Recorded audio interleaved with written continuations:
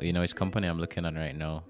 I'm actually looking at Dollar, and I'm scrolling. I'm just seeing a bunch of like buys. Buys from their stuff. Senior management bought 500,000 units, Mhm. 806.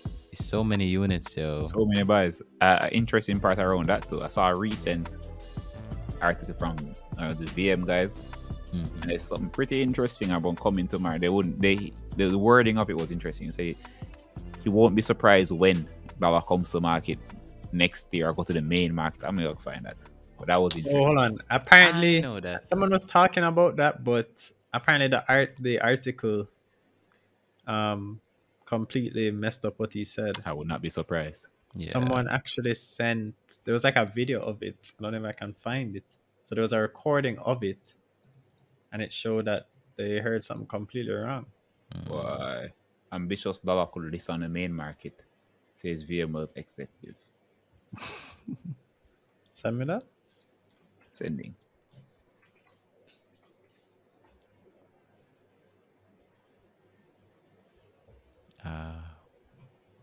Yeah, I would not be surprised. The thing is, it's something on the JC's website though.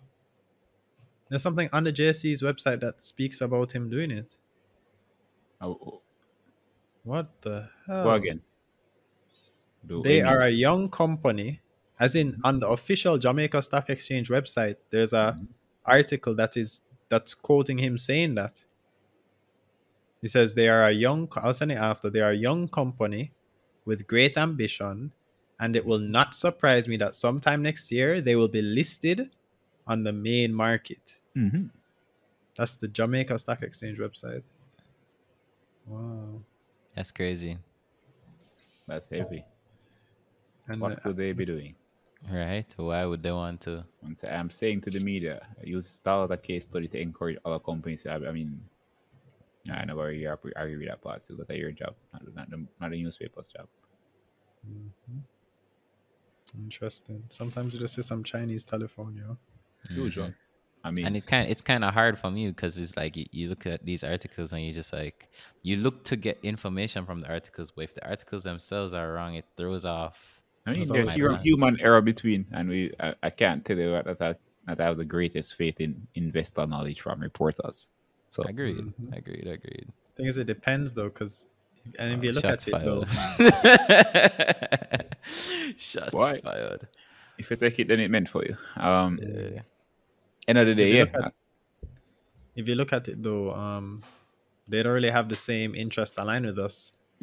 So it's not like they are a shareholder in Dollar, and they need to know, yo, what's going on with the company, or what do you expect this to happen? So they might just be like, oh, I think it was like April or May. One of them, I don't know. It's not because you have your credit card bill due April that you need to say no. It needs to happen April, you know. They're like, it was one of them. It was close enough. I'll just put it in the article. No one will know. That's all I want more reporters. I want everybody in the space to actually care about this thing for you. I They think need to that be has been called a out, I big guess. problem so far. They Yeah. need to be called out. I can't tell the amount of things we've seen wrong in an article, and the part I often look at is thing there where whatever is verifiable. The point where I hear the reporters' opinions is where I pour the heaviest salt. At that point, I'm like, all right, cool. And you think this about this thing, but it's been so often we're not go so. It kind of have to decide maybe that happens like that. Maybe I hear something the right way, but until I properly can verify that, then I can't really use that as my strongest base of this is gonna happen this way. Yeah. How much You time just we've double seen check it. reporters? Yeah, I mean we've seen things. Stress test it. We've seen so often where the reporters say, "Oh, this will happen," so, and then lo and behold, not go so. I mean, just on the opinion, and then we really come back around to it. The thing happens in a completely different way. So the hard part about that is not everybody's you guys. You guys will know and do this and whatever, but a lot of people get this is their first source of information and don't really know about the market. I mean, I go check no JSC and no financials or whatever the CEO say. It's when the reporter write about it, that's when it's gonna. That's when I'm going to say, "Oh, this way it go." So imagine trading on that. Yeah. Yep. So you really want people within the space to be actual investors or whatever. I mean, how much time we hear they, oh, advisors don't invest. Right? I just say to my thing that story, my VM story, and I just reached there, whatever. It was really two guys that really actively invest heavily. Like, Mm. two other guys in You, research. I went to a brokerage house recently, and I was set up with. I just open a new account, set up with a financial advisor, and he doesn't really invest. He's a financial advisor, Yeah, man. and he says he buys IPOs. He Yeah, doesn't man. really invest in I used to work at the houses, bro. I've Yeah, yeah, heard that's what he an said. advisor one yeah, time tell me say him not read no prospectus. yeah. Right when That's me I read that for bad. dog. That's what he said to me. I And said him fully say, duns, D for yeah. duns, rated D for duns. He say, if he's buying a, he say his analogy for how you buy stocks was, if a man tell me say an iPhone 100 grand, then iPhone 100 grand. What? So he say any price you see in the prospectus, that's Yeah, the price. They good, take it. Yeah, crazy to me. Yo. that guy is telling me what to do with the money. Yeah, he's Uh, telling me what to do, and I mean, see if he listens to the podcast because we were actually talking, and eventually he meds that I did the Limitless podcast and so on, mhm, but I asked him, I was just like, oh, so what's? I always ask every financial advisor, hey, mhm. what stocks do you hold? Person was telling me, which one was recently IPO'd again? I was thinking, just like one on one, but that's a long term one. And I was just like, okay, what else?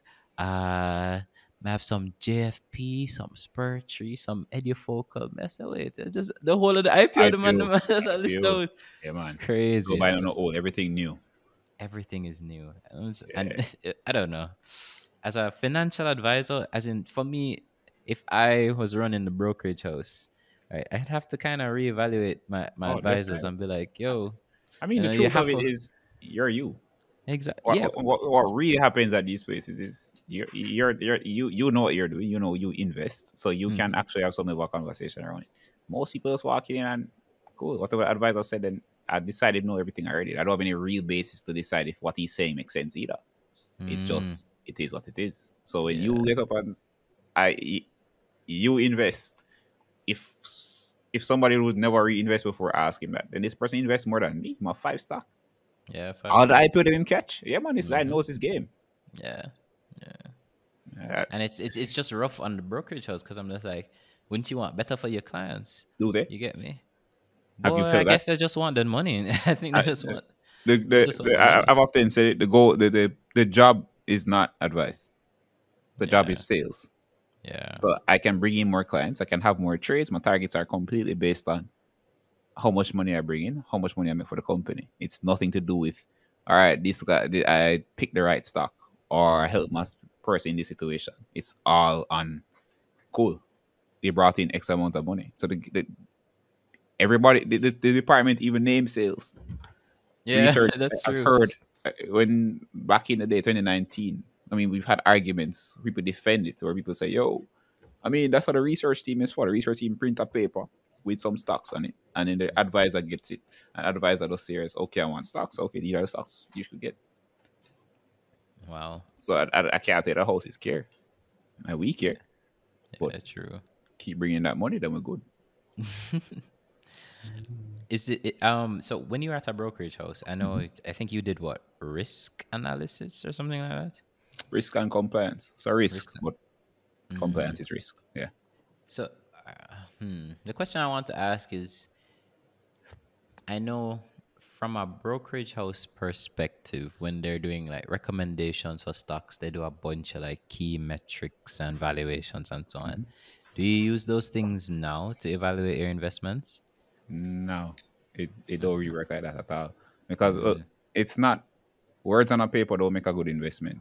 Telling me nice things about this company or whatever ratio is whatever doesn't have it doesn't turn around to then make any money from an investment. If at best, it's funny because a lot of those things are what they're assessing is risk. It's okay, what are the margins on this company? mm-hmm. Margin is a factor of risk. If they make X amount, then at what point the money turn on? Kind of deal, right? That's what you're looking at from that point. But it doesn't really tell you, okay, like knowing that this company has 30% margins doesn't tell me that this company will make money in the future. It doesn't tell me that they'll pay a nice dividend. It doesn't Mm-hmm. actually tell me any of those things, right? So all Mm-hmm. of the metrics they use is just fluff. It's nice things to make the paper kind of thicker, so less people read it. That's how I feel about it, right? So The yeah, I don't use DCF, those things. DCF is a it's a funny thing, eh? the PE, all of them things. You don't Yeah, use any of them. I use them, but it's not necessarily from. I don't figure out the PE of a company and then Mm-hmm. say, all right, cool, I'm buying this one now. Right?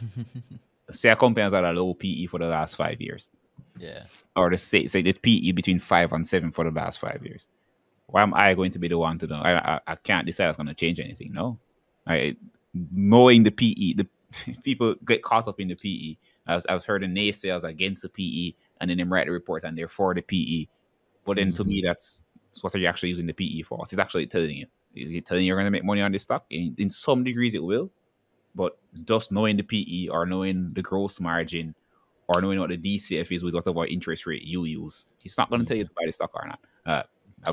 We've seen how often the DCF don't work. Yeah, we've seen how often the PE don't work. Some stocks PE, as you said, been 5, 7. And You know, some been and 30. I mean, Kingston Wharves is notorious. I mean, is now we have an actual PE for Kingston Wharves that the houses will consider sensible. mm, 2017 to 2019, Kingston Wharves PE was higher than high. yeah. And it just would not come down. The price Mm-hmm. not falling. In fact, the price rising more often than not. If I Mm-hmm. was using the PE alone, I would never buy Kingston Wharves. Yeah. But the people who bought Kingston Wharves made money from it. So You bought? no, actually one of the stocks I've never bought. I've, Mm. it's actually been too rich for my blood for quite a while. It's one of those I actually couldn't really figure out more than so to say, all right, this is predictable in a way I like it as much as I think there. So other options always seem better to me at the time. Mm. Mm. Cetus has 77 in 2018. Yep. And they're making more money now than they did then. Crazy how that works, right? And it's funny, I've seen houses say yes to Kingston Walls with a super high PE and no to JP with a super low PE. And JP is consolidating Kingston Walls. Yeah. Where they said that to about I've, JP recently. no, I've seen it in the past. I've seen investment reports on buy Kingston Walls, PE super high, sell JP, PE super low. Same report. Mm. Even though it's JP that owned Kingston Wharves. Yep. Panjam, no. Yeah, facts. We'll see how those reports look.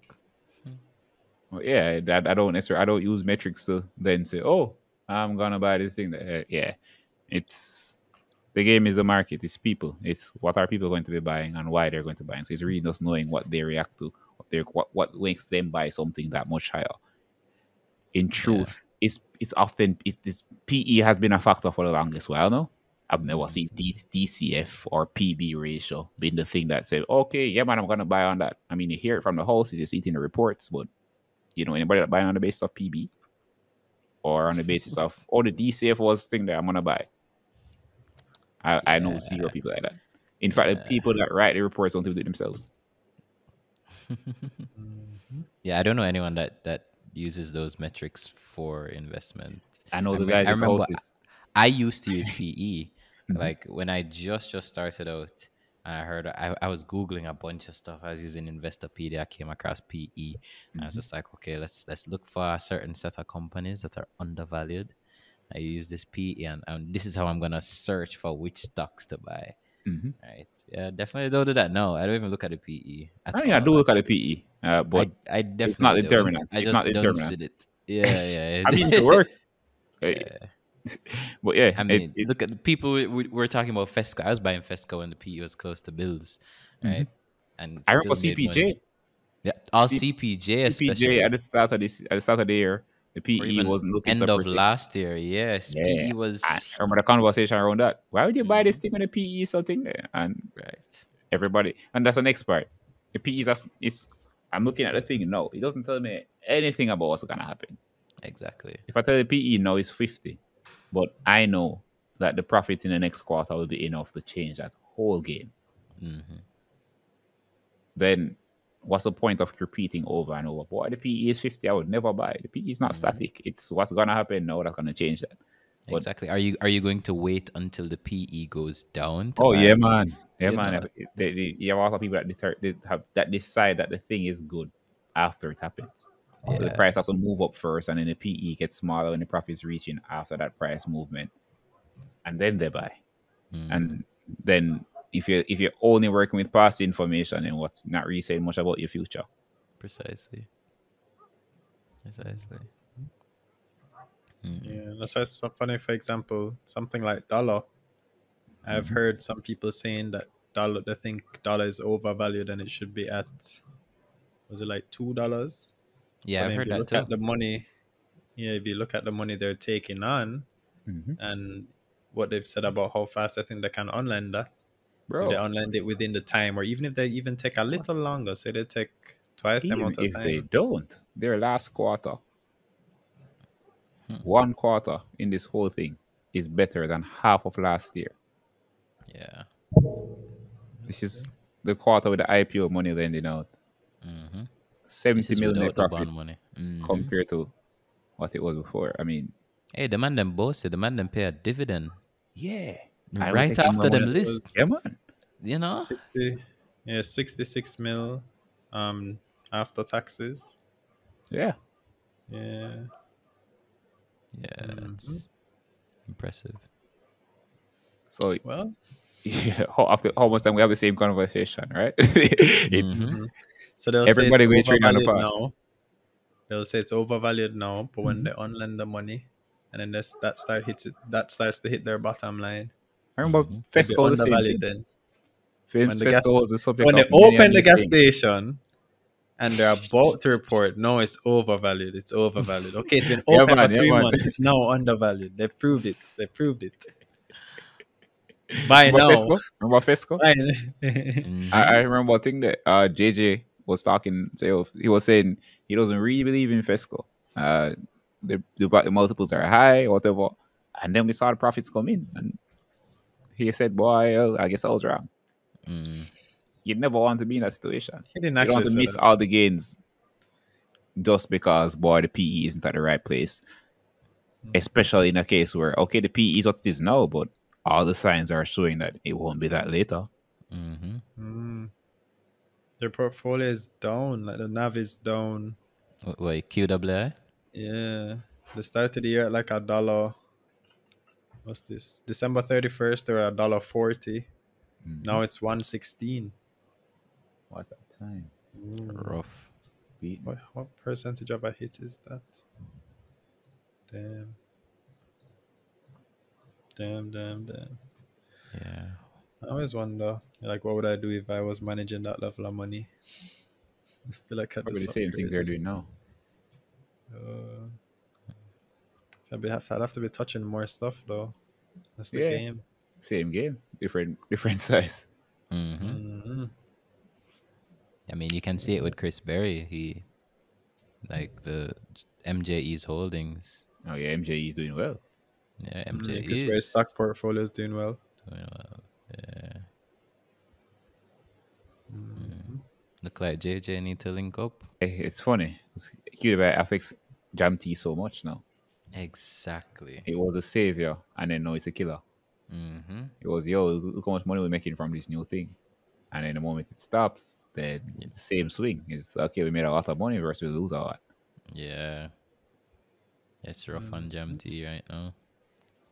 So after endless summer, and then now this, that's not a pretty picture. Not As they at sell all. off, for the. I think QWI was actually selling Jam Tea Yeah, that painful, leading you know. up to the Mm-hmm. spin-off. That's, But that's but the I don't thing. know if that's us looking at it like, oh well, I mean they had to sell. Like, They might. How much they own now? And isn't it far different from what they owned before? yeah. Let me see. I think there are reasons for that. I don't like that it happened. I think they probably could have tried to find another way, but I don't know how much they exhausted their options. So I can't really say Is with that any strong the confidence outside what was going party? wrong. But end of the day, yeah, something like that could have worked well. But I think They're there not was in the reason top for that. 10. Not in top 10 anymore. Yeah. MJE is fourth at 3.8%. I'm looking at that with the It's interesting because then I look at that with a spin-off actually in mind, and that can be interesting there because if the spin-off happens in a certain way, then they might not want to be so connected, or QWI might be coming into the situation, might be doing something else on the next side, getting the benefit in another way around the spin-off. So it's interesting. And I'm not so sure I can fully blame and say, boy, the thing there, it did impact Jam T a lot. Because if such a large shareholder is selling, then you know that Jam T will get a beating. Now the price down and down, and the directors were selling through the whole thing. So you're right. This whole spin-off situation and them selling at that point, not really working in our favor if we're Jam T shareholders. True. Mhm. Trying to find out how much they actually owned. Actually, I'm checking some previous top tens. I'm not seeing it. I don't let know me how check. far back I have to go. I feel like there was a point where they're in the top 10. Oh no, definitely. They were one of the largest shareholders of Jam T.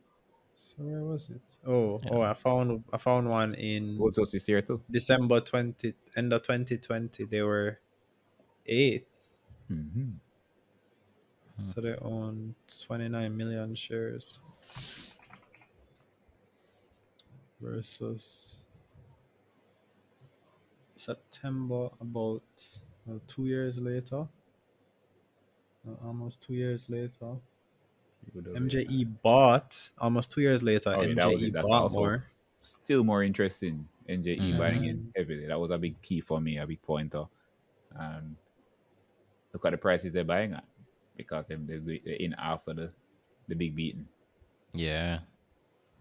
MJ get a nice deal there. Can walk in pretty comfortably. Yeah. I what remember price? looking at that as like at some for. Wow, I can see my cells. Boy, I was selling when this was just tanking. I mean, yeah, good reason to. Yeah. The problem is never really come off the same way. End of the day, I remember October starting. October starts, and October was the timeline. Remember the end of the third quarter, or whatever it was. So October was the new summer, Yeah. and then you seen sales were happening at that time as well. October started, and the directors are still selling, right? Let me see. Right, no, no. Okay, we're ready now. No, okay, we're not ready now. No, I'm a liar. This last year, the announcement I'm seeing is in September. So yeah, Yeah. right before October. Yeah, all right. I'm waiting on this new summer. It's Christmas in October. It's summer in October, and nothing. Yeah. Mm, How do you think this spin-off is gonna go now, Danai? That's why I was saying it's interesting because it could be the same thing there. I mean, earlier they were tying with doing it in the same way that Lumber and Blue Power did theirs, same way Which is what? MJE and MIL did theirs, where they give a dividend in specie or a gift to shareholders along the lines of, okay, if you own X amount, then you get this amount of the company, Mm-hmm. right? So it's pretty that's a interesting nice there way. because then I can understand Cuba possibly wanting to pull back because then if they get that amount of units, then they can only exercise the IPO in whatever way. So maybe something is there where, yeah, based on you see the rules that the JC proposed changes for the rules that JC has, where if you're a previous shareholder, you can only buy in to whatever degree. I don't know if I want to be saying all this like this, but yeah, that could be an indication. Of, okay, I QBI think they pulling were out. changing.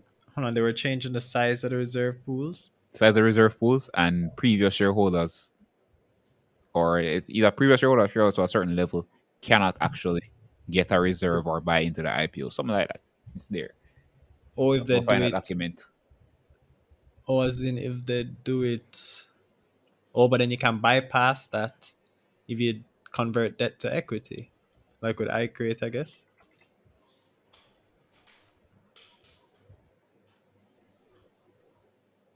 What do you mean? Because either way, if you were someone and you wanted like a stake in the company, you could, if you do like a share transfer or you do a deal, like you say, I'll go buy from this top 10 person or I'll buy this stake in the company. Mm-hmm. If you were to like do a rights issue or APO, Mhm. I was mentioning that if you gave yourself a reserve pool, then like what you're saying is that the rules are changing so that they can't do something like that or Oh yeah, oh limits the yeah. size of the I think reserve you're saying the pool. right thing. Yes, I'm agreeing. I think yes, the equity, the debt situation that can convert does work out well because if I have debt with you, I don't own anything, so I can participate along whatever lines. I don't know that Qt I would do that, but if I check like GK and their listings, you've seen them do it in the past where they Mm-hmm. don't own a certain amount, but they have a big loan against the thing there when they could have already, they could have taken the equity before the listing or whatever. That Mm-hmm. makes that is an interesting thing. So yeah. I Yeah, wonder. like RPL and all of those others. Yeah. Mm, So I think that's where that comes from, and but I don't know if I'm doing it from a posture of hope. If trying to I'm hoping Jamty is doing that thing, so I can Yeah. then see that making sense. Because without that, then Then why it the hell were you makes selling Jamty? exactly. I still don't understand why else they Like would sell. you're telling me this is a great investment based on this nice spin-off coming, Mm-hmm. and it's gonna be a much bigger company, and you don't own it. Yeah. Your own investment arm is selling the Your own, company. Nah. and then It's my subsidiary holding my shares does work. It works in my benefit endlessly. yeah, So precisely. that's interesting. So I think it's uh, I'm trying to look at it from other ways to see okay if that's not that, then but I can't really see why they're selling if that's not the case. So fingers crossed, and maybe that indication then tells me that okay, Jamty is a good buy because we can then get that from it when the time is right. Whenever that is. Summer or summer. I mean, Yeah. giving them some level of grace. The timelines what that are reasons? they did tell us the issues. They said the transfer of the title, the technically, the The contract, rights. so they're thing there. Mm-hmm. They So told us like it, way down the line though. they did, but they say it's fine now. So they say it's transferred now. So it should be a much easier part now to go forward and do the rest and actually adhere to the March timeline. So let's see if how they work around that and see how they deal with that properly. So Mm. again, fingers crossed. I mean, I usually come to this with a lot of like optimism. I try my best. I'm not the most optimistic person in every life, so I try my best to throw it onto the market as much as possible around the players on. So I think actually I I mean, tell Randy with often. fair reason, because I mean, Jamty has done good stuff in the past. Like, they've done Yeah, proper but then things they in the did this past. one thing five times now. Did they? It's Well, hard. It's really. I yeah. say, and I tell Randy often. Randy believe in these people. Like he'll make up these elaborate plans for them on why it works. So and he often is right. Mm-hmm. Funny, he's like when his simplest plans in that line are often what actually works out. But he work out why this makes sense and whatever. And you give a plan that if the company does this, it'll be the greatest thing.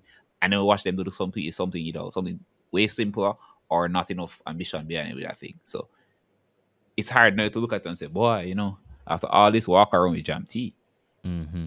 I'm gonna buy this and believe that the timelines are what they were said. I mean, if you got a stock price, every single time we've come around to the previously given timelines, the price starts spike.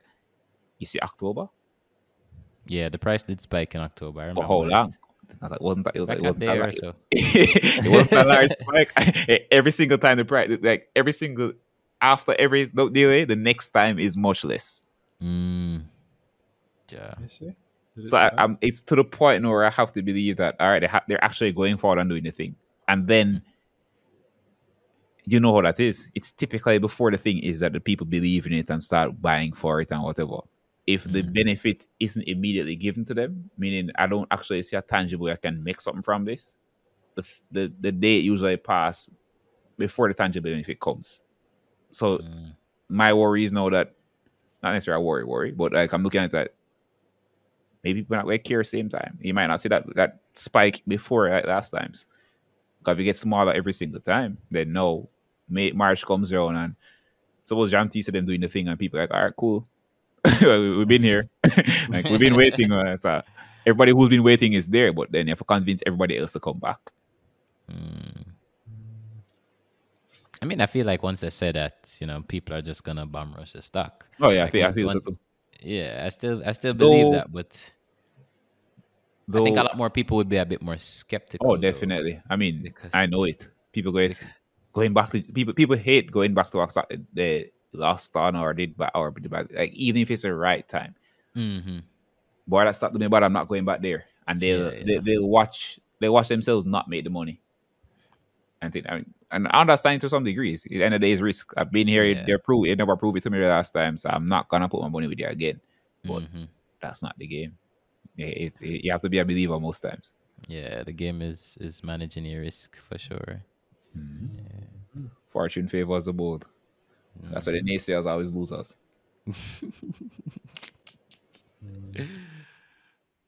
What would you say to someone just getting started? All right, you definitely need to learn.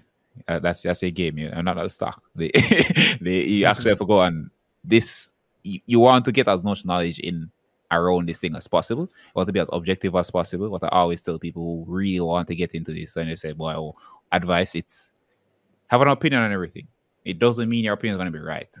But I see too often where people decided that they shouldn't have an opinion. But the game is having an opinion. You have to actually decide that this thing means something in whatever way, and then you have to verify that. So have an opinion on everything and then strive for correctness as much as you can. You want to get the actual facts of whatever situation as close to primary sources as you can, because if you have it wrong there, then everything else might be wrong afterwards. You want to be as right as possible around whatever you expect to happen, and you want to have an opinion on everything. So, and the opinion shouldn't be, oh, it's good or bad. That's not real. Opinion as it relates to you and your portfolio, where you can make money from whatever. So you have dollar buying access, and you finally hear it going through what you actually think is going to happen, and what you actually think is going to happen with your share price around that. I often plug Randy and his grower class, not because my bridging, because I actually believe it makes sense for people. And that is a good point, because at the end of the day, you come into this blind. You want to actually have a basis around what the market is, how it operates, because then that's what you're trading against. If you don't know what makes share prices move or why people buy stocks, then you don't really, then you're gambling. You're buying this thing and hoping and praying. So somebody buy it for you higher, and you have no idea why they're going to do that. So actually get some knowledge behind it. Your game is learning, and then you want to know as much as you can about whatever is happening here and what you actually think will happen on the market with whatever company that will actually impact you and your portfolio. You can't be backseat driver for your own money in that case. I love that. Well, thank you so much for coming on the pod, Dan. I Well, thanks really for having me. appreciate it. I felt jealous where Shanice and Randy are going before me. Everybody get in before me. Nothing. Bro, you're starting the New Year's. We had to be strategic, you know. We had to be very strategic. We had to get the numbers up. Have a lot more listeners Where now. that? What you say? You're prepping for my ad, dhalladvisor.com, guys. More people listening now. Yeah. Oh boy. Everybody have them goals around the stock. Everybody, you're there for what you're there for. So if you hear a CEO tell you, say, boy, it's not fundamental to sell the stock. You know, work so fundamental is what my pocket needs. If I think the stock is gonna fall and everybody else selling, I'm gonna be the one to say, okay, I'm gonna sit it out because fundamental. But I need to pay for the car next month. Precisely. Insurance due next month, and I need to talk out the credit card due next week. What am I gonna do? And this thing not gonna work out anymore. I'm supposed to watch it fall because CEO says it's not fundamental, or because we're doing this thing. I mean, that doesn't make sense. So nobody should have any decision on your money that have nothing to do with why you doing what you're doing with your money. So yeah, it's not this. You can never ask a CEO about the stock and hear that it's a bad investment or it's a wrong time to invest. You would never hear that. I'm sure if you even telling them goals, you probably, yeah man, right stock. It no works. So there's no CEO is going to tell you that, yeah man, boy, this thing going rough for us right now. It's in the CEO's best interest to keep you invested, keep you buying. So your goal, your money, work that out. Everybody else and what they decide should be happening with your money and your goal. Because at that point, it's not even only a decision on your money. It's a decision on your goal. Why am I listening to the CEO or the chairman or whatever? They don't know your goals. They don't know my pocket. I'm not on the jet with you, boy, so I'm good. Yeah, so. Facts. That's true. Okay. All right, Danhai. Well, thank you so much.